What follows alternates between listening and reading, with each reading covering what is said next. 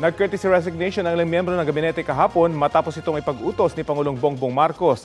At kaugnay niyan, makakausap natin si Palace Press Officer Undersecretary Claire Castro. Magandang umaga at welcome po sa Balitang Hali. Yes, good afternoon. Good morning, Rafi. Opo, muli po pakipaliwanag nga po sa amin, ano yung dahilan ng utos ni Pangulong Marcos na mag-courtesy resignation, yung lahat ng miyembro po ng gabinete? Sinabi kasi ng Pangulo, siya yung nakikinig. Itong maliwanag sinabi niya, we hear them and we will act. So naramdaman ng Pangulo ang hinaing ng ibang ating kababayan na parang hindi nila nararamdaman ang ibang mga proyekto at programa ng Pangulo.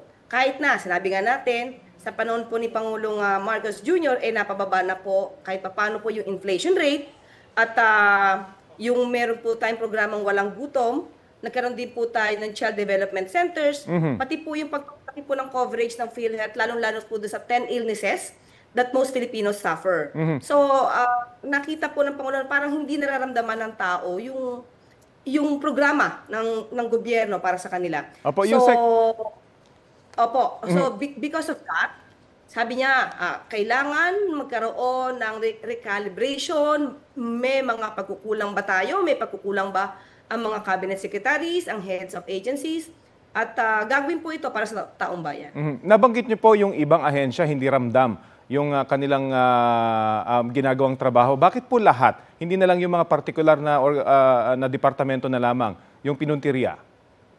Lahat po kasi ay dapat i-evaluate.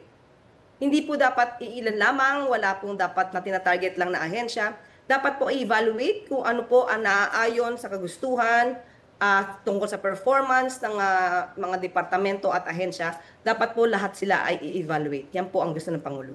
Linawin po natin, sino po yung kikilalaning kalihim o officer in charge sa mga kagawaran ngayon nag-courtesy resignation sila?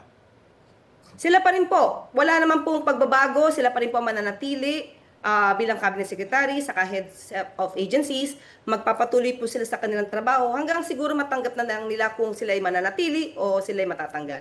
During transition, wala bago. Tuloy-tuloy po dapat ang trabaho nila.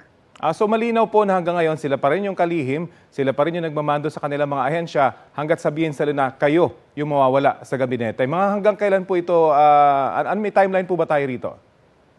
Sa ngayon, wala pong sinasabi kung anong timeline or time frame ang Pangulo, pero mabilisan din po ito. Of course, syempre po, kung ang isang head of agency ay hindi na po nagiging asset sa gobyerno, mabilisan po dapat ang pagtanggal sa kanya. Pero ngayon po, ini-evaluate pa lang po ng mabuti para po manatili naman po yung dapat manatili at mawala yung dapat na mawala. Pero posible ba mag-regodon din? May mga ibang secretary na mapupunta sa ibang mga ahensya within the cabinet?